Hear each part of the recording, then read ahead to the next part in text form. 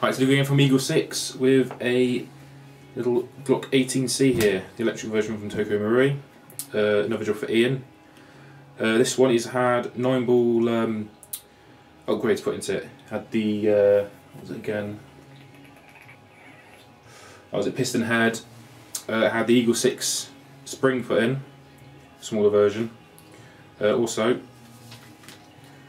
little Eagle6 lipo packs for these AEPs. It's gone for the Scorpion and the MP7 as well.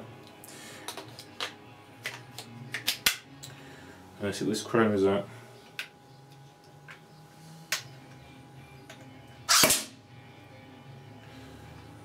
.265.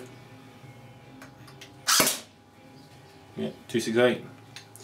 It's a little bit slower, but high spring. Get a bit more range out of it. Pretty nice little gun.